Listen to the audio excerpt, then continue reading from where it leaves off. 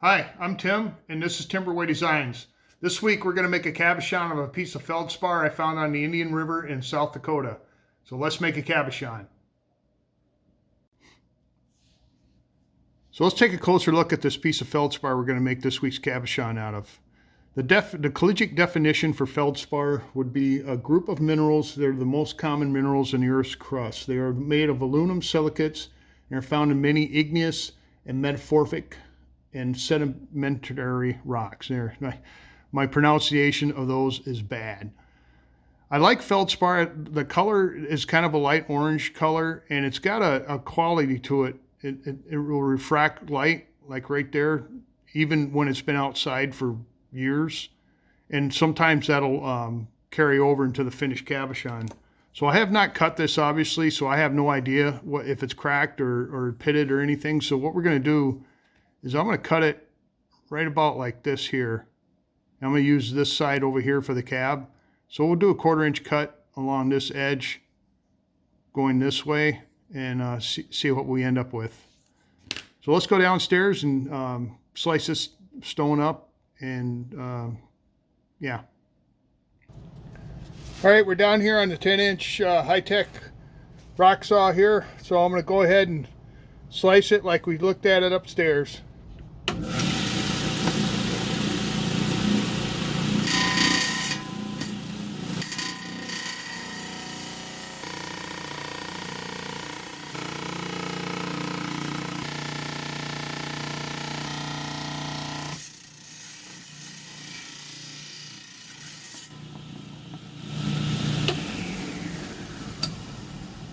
All right, looks like we got a pretty good cut there. I like the thickness. Looks like we might have some fractures in there, but I think we can get by. Look at the other side. A little reflectiveness going on. All right, let's go upstairs and see what we can do with this. Okay, we got the stone cut on the saw downstairs, about a 1/4 inch slab. And let's get it wet and take a closer look at it. I know I had it wet downstairs, but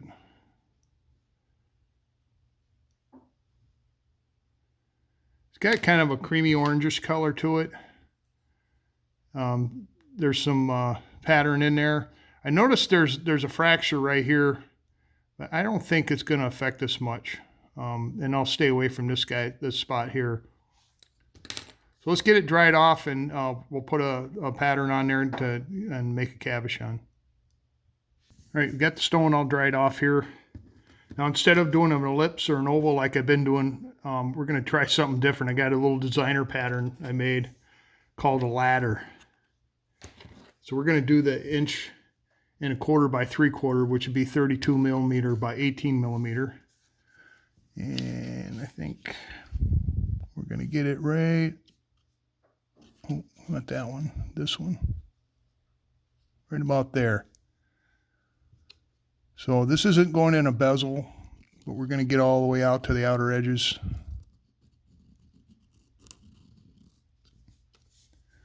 Okay, here we go. So I'm going to go down and I'm going to trim off this side here in the bottom, and then we'll go to the cab machine and cut it down to the line. All right, I'm down here in the 5-inch trim saw. So let's get this piece of feldspar trimmed out.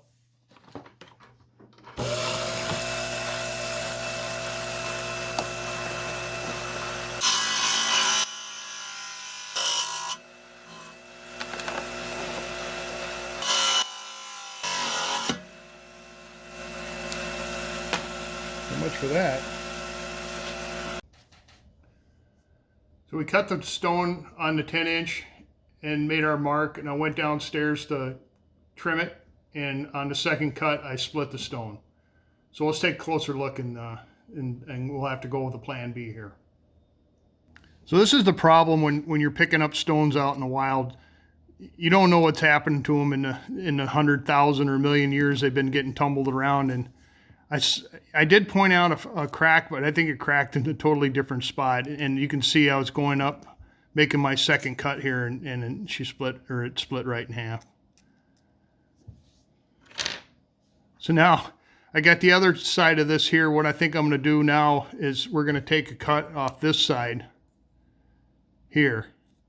So we'll split that, and hopefully we'll come up with a slab that don't have any fractures in it, and we can keep on processing. So let's go downstairs and give it another shot. All right, we're back down here on the 10-inch.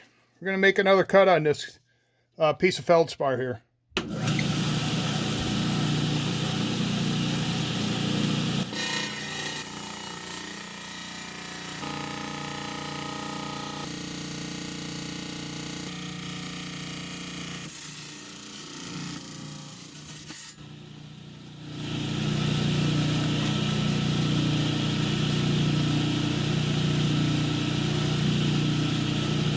Well, we've got two pieces we could probably work with here. Go back upstairs and see what we can find out.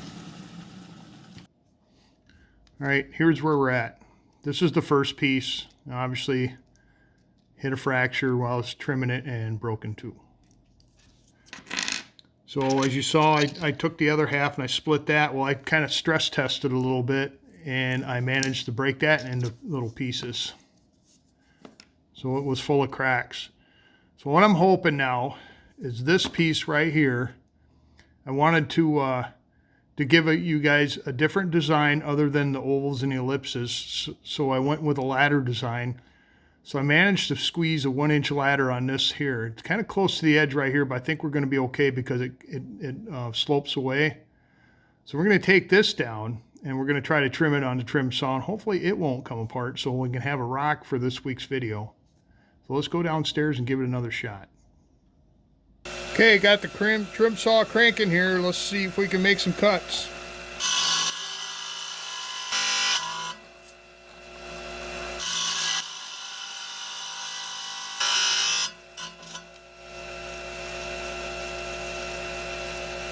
I think that's all the farther I'm going to go. I'm a little nervous now. I can grind this off on the 80 grit wheel. Okay, we're down on the my 6-inch Kingsley North cabin machine. I'm just telling you that because this is the one I use in case you're curious what machine I'm using. I'm not getting paid by them to advertise their machine. So this is the ladder cut we're going to put on here, and we're going to grind it down to the edge. We're going to start with the 80 grit, the 220 to 280, and then the 600 to put a little polish on the edge. Let's get started here.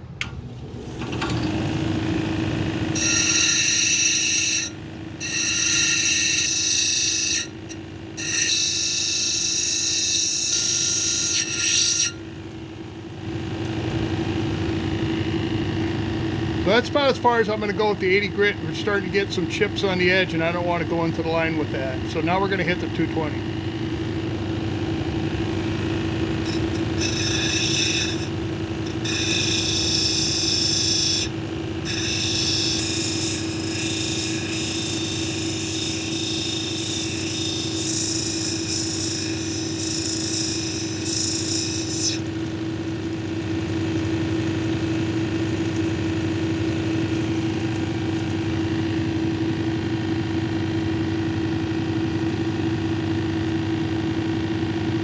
All right, I ground it down to the lines. We're not putting this in a bezel, so I'll get it close to the line and make sure the shape looks good.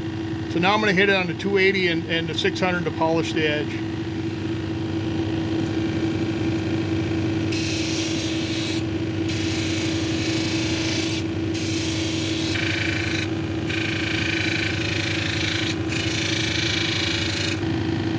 Okay, we got the edges done.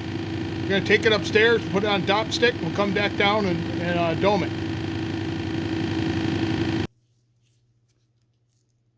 Okay, we got it dopped up now. So we're going to grind a 45 in it on the edges here and do about a 3/16 to 2 millimeter girdle. Come on. And then we'll cut a 45 and then another 45 on that, and then we'll start doming it.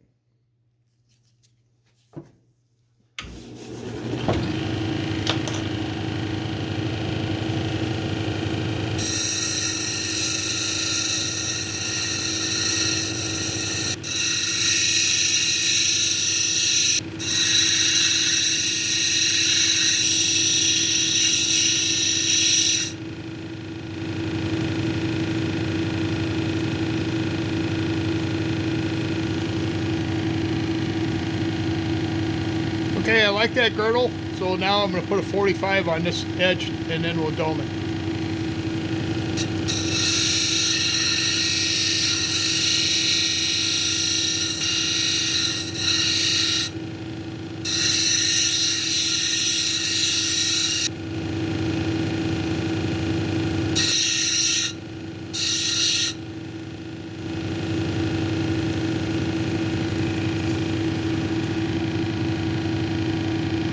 Okay, I'm going to stop there. I kind of like the shape.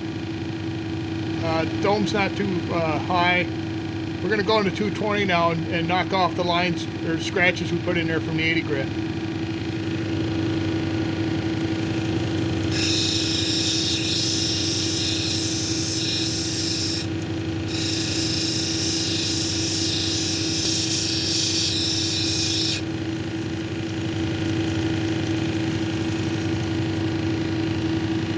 Now what I do is I'll dry the top, and what I'm looking for is any scratches left over from the 80 grit. You got to get all those out because they'll make it all the way to the end if you don't do that. And right now I'm not seeing any. You probably can't see it on the camera right now, but they're not there. So now I'm going to keep going.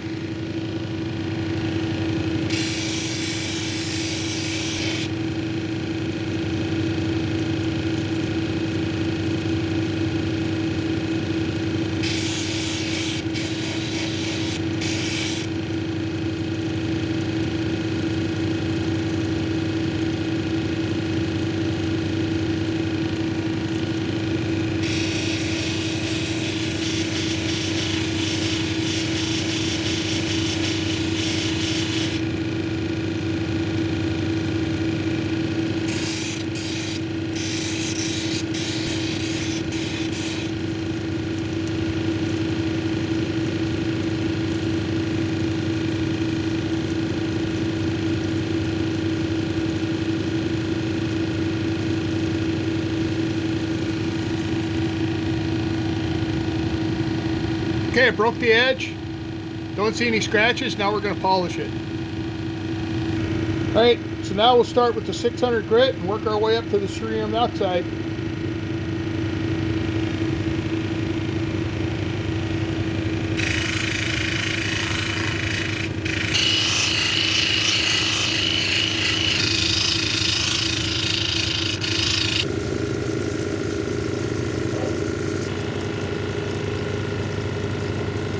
So we hit it with the cerium oxide and it got a beautiful shine on this.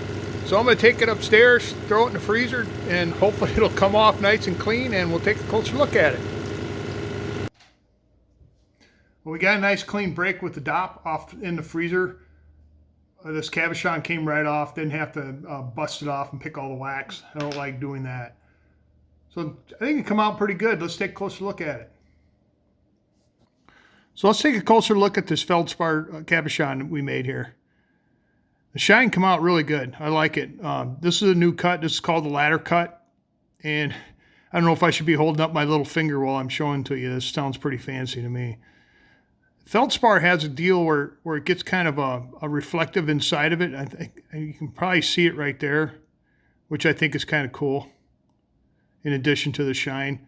And then I went ahead and I just smoothed the back. I don't polish it, and then I break the edges so there's no sharp edges on it.